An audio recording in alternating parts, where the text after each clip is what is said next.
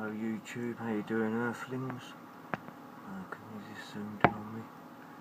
That might be about right. Right, okay, so I want to make my video about the rise of Skywalker and what I thought of it, and about the whole, the whole trilogy really, and you know, but right. So here goes. I've had to write all of this down because it's just so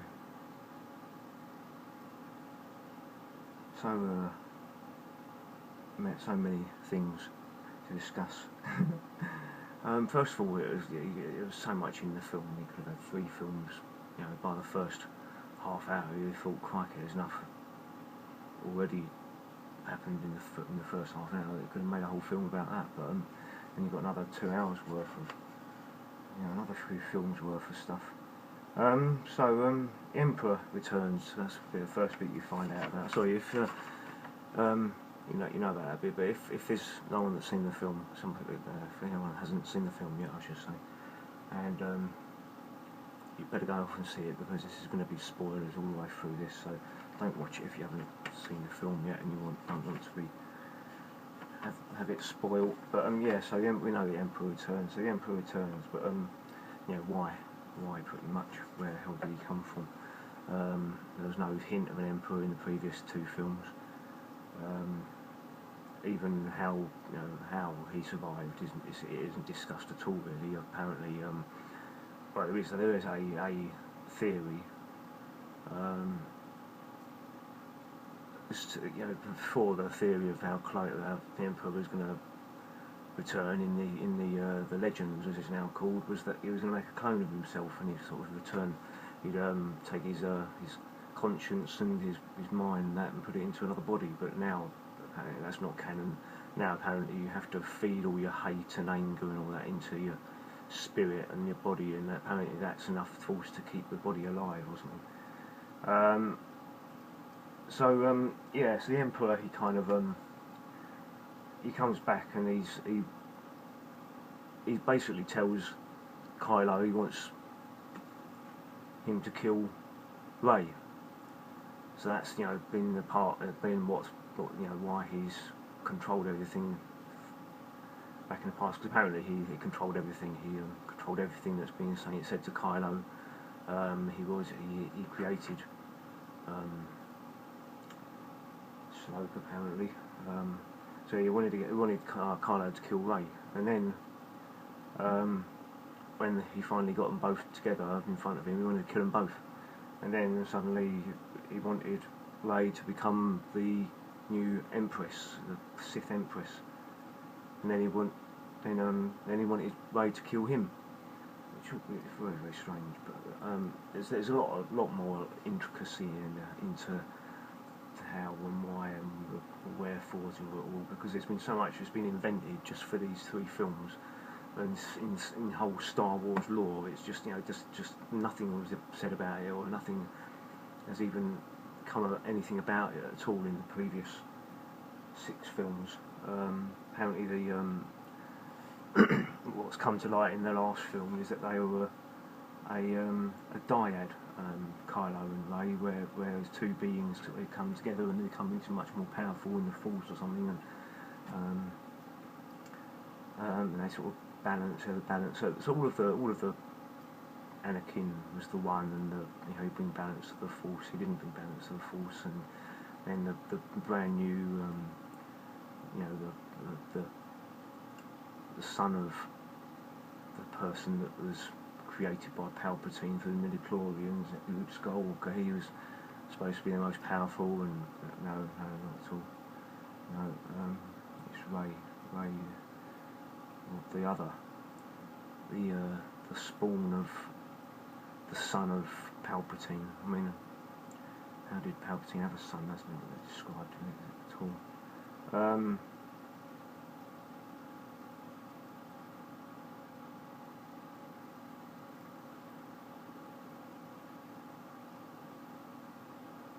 Yeah, so everything that was that's been said to Kylo was the Emperor, and so apparently when Kylo was confronted by Luke, and Luke nearly killed him in the Jedi Temple, and Luke just managed to escape, and he sort of turned back, and all he saw was the temple burning.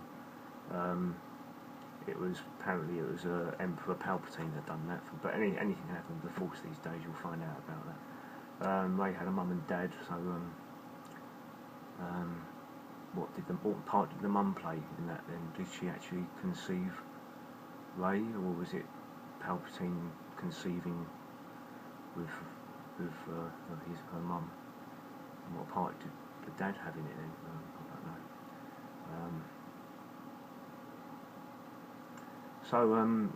know. So you see the Emperor is a scraggly old wreck, but apparently he can raise hundreds of Star Destroyers from the ice, it looked like, or from the sea or something. But there was hundreds, possibly 1,000 Star Destroyers there. With even if there was 100 Star Destroyers, that's 1.5 over 1.6 million people on there. And so when I was saying about how a load of new stuff had been sort of made just for these 3 films, it's called the new Sith Eternal Cult, which is what apparently is on this Exegol planet, and that's where all these millions of human beings are being produced to become the First Order and the Last Order and the eternal Sith eternal cultists, all those people in the Sith temple, and then all the Sith army and the Sith fleet, all of those people. Well, that must have been a very productive planet. It didn't look very productive to me to produce all the food to feed all those people. But all of these things had to been produced just so that the Emperor can have a brand new sort of fleet. Each of these Star Destroyers, they're the Resistance class Star Destroyers. Each one of them has an axial super laser cannon which can destroy a planet. Where did they come from? And this has only supposed to have happened in 30 years, and he's been able to create the First Order, which the First Order is apparently at the beginning of the Rise of Skywalker been able to take over the entire galaxy, and then Palpatine just suddenly makes another fleet just to take over the galaxy again. I don't quite get that. And all of these Star Destroyers, they have to be raised up out of the atmosphere before their shields can work, apparently, and they can only be raised up by using this one antennae or one ship, and they've got no navigation systems built into these. But you see Star Destroyers lifting up from planets and things, and it's just crazy. It all has to be much bigger. It all has to have a field of the whole. As far as the eye can see, Star Destroyers. He pulled them out of the ice with his force power. He's so powerful. Ruin Johnson's ship could only, his Star Killer base could fire out 5 rockets at a time or something, destroy 5 planets at a time. But now Jar Jar Abrams come along and you can kill 1,000 planets at a time now, Jar Jar. And then there's this sort of a so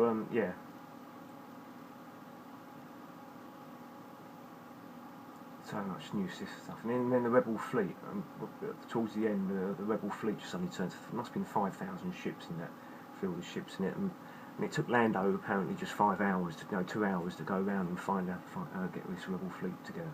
Really good. Yeah, also about Rey having a parentage, or the grandfather of Palpatine. Apparently Luke and Leia knew about this all along, even though Leia trained Rey, I suppose they must have seen in the future that Rey would end up killing Palpatine, maybe, I don't know. But so Leia trained Rey apparently, and Luke trained Rey a bit as well. So Leia died in the most pointless way again. I mean, at least Luke had a bit of a battle with the Force projecting himself over the universe to have a fight with Kylo. Um, and Han Solo just got killed needlessly, but Leia died. She just died screaming. I think forcing her false life into Rey apparently. But Rey, she died, killing Palpatine and doing all the other amazing feats.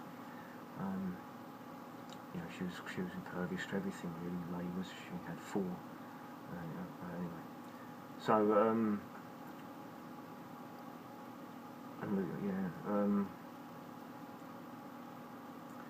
it's completing the meaning of our heroes basically. Just like Leia just dying so easily, and Luke dying for no reason whatsoever really, and Han Solo dying for no reason whatsoever.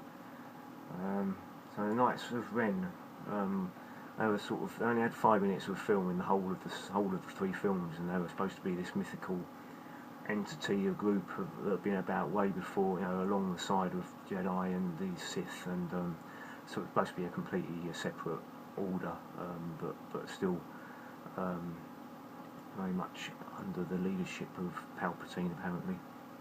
And it would have been good if they'd been Sith, trained in lightsabers, but they weren't powerful enough, so they just had normal weapons. But that's where Kylo Ren got his name from. He joined the Knights of Ren and just became Kylo Ren. So all those other guys must be something with Ren. But they didn't really look that good after. If Rey can beat Kylo 4 times in lightsaber battle, when she's never had lightsaber battles before, she beat him. And then Kylo defeating those Knights of Ren, he's quite easily been able to get hold of Rey's lightsaber. He can't do it with his own lightsaber, he has to have Rey's lightsaber, and that suddenly she can force Skype through, you can send things through force Skype these days. So a 50-year-old baby Yoda can just about heal Apollo Creed's arm in The Mandalorian, but then Rey can suddenly come along and just feel up this great big worm, and then Kylo kills Rey with a lightsaber because he gets distracted somehow by Rey, and she's doing a force Skyping. So then Kylo is brought back to life by Rey, heals up his wound, and force healed by Rey, so she can heal people as well, bring them back from the dead. And then Rey kills Palpatine a bit later on, and she can be resurrected by Kylo.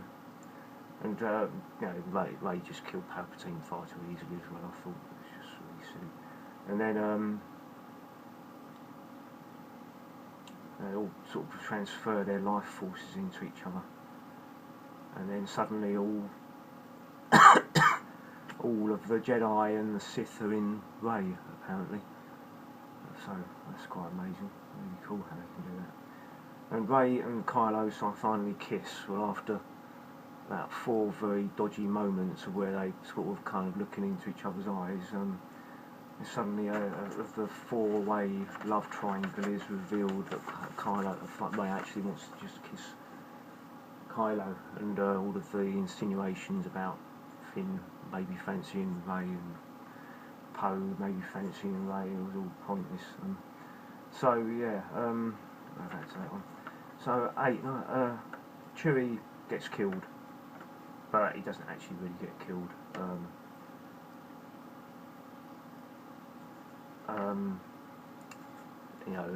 Apparently Rey can force hold ships in space now, and force stop lightsabers from flying at her. But apparently she thought she killed Chewie when Kylo suddenly appears again, and then she destroys his TIE fighter that can't hyperspace because he stole it from the Death Star. What's the remnants of the Death Star? He stole it, and even though he's hyperspace all over the place, it goes to don't have hyperspace. But anyway, so she destroys. He decides to fly at Rey, full speed without firing his guns at her. He wanted to kill her, but without firing his guns. I don't quite know. He's trying to do there. But then Chewie goes out and find Rey, and Chewie gets nicked and flies off in one of his freighters, and but there should have been two there, you know, just so a bit of a hint that he wasn't in the one that Rey thought she killed, you know, the one that Rey destroyed and thought she killed Chewie. But no, then apparently from miles away in the galaxy as well, she can force feel that Chewie's still alive, even though she couldn't when he's being thrown away on the shuttle, right next door to her. And suddenly Kylo turns up again and they have a battle of who can hold the spaceship in space. And, it's just crazy. Yeah, there's no other ship there. And C-3PO sort of dies in inverted commas. He loses all his memory, but then he doesn't. You know, that's all big pointless nonsense as well. You have to because apparently you know, Palpatine didn't want to be found at all, but apparently there was two wayfinders to be able to be found, to be able to track your way to Palpatine, and a lot of the film was about Kylo and Rey trying to find his wayfinder, trying to get to Palpatine. And so the front of the first shot you see is of Kylo, and he's well, apparently these days you watch these films, you have to read loads of comics as well to find out about things, because apparently Kylo was on Mustafar with loads of the First Order on Mustafar, which completely changed now because it wasn't a volcanic planet like Darth Vader's homeworld, how we see it to begin with. It's turning back to life now, apparently, because of Vader's death. They were able to bring life back to the planet, and there was iron trees and that, and apparently the people that Kylo and the First Order were killing were Darth Vader followers that tried to keep his name alive and that.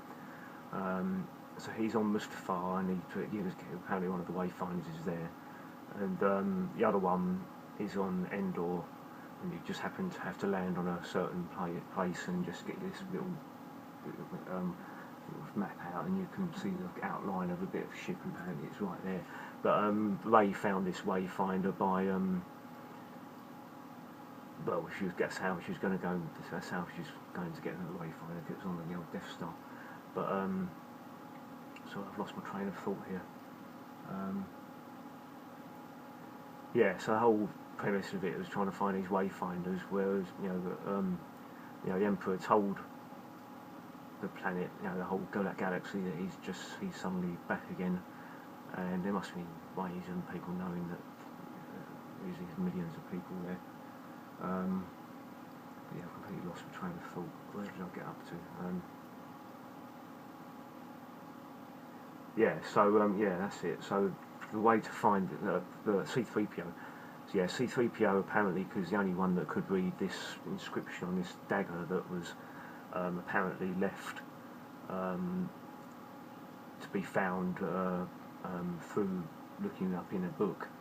That Rey suddenly found the map to be able to find the wayfinder in 15 minutes, whereas it took Lando and Luke 30 years to try and find this unsuccessfully. So suddenly through Maz Kanata and through Lando, suddenly she can find this, and then they have to find someone that can get C-3PO to have his memory erased, because he can only read this inscription on this dagger through having his memory erased, and if he loses his memory, then he just becomes a dead, back to basics C-3PO. So yeah, but then suddenly they're saying, oh no, we can't download his memory into R2-D2, we can't do this, we can't do that, so he's just going to have his memory erased. Then suddenly, a bit later on, R2-D2 just clicks his memory chip back in, his memory back into C-3PO, and apparently he's had his memory restored to before the Last Jedi, which I thought was quite funny. But yeah, so that's all. That was a kick in the teeth by Jar Jar to William Johnson. So basically they're saying just forget, you can have pretty much the whole 3 films without the Last Jedi now, but it just misses out.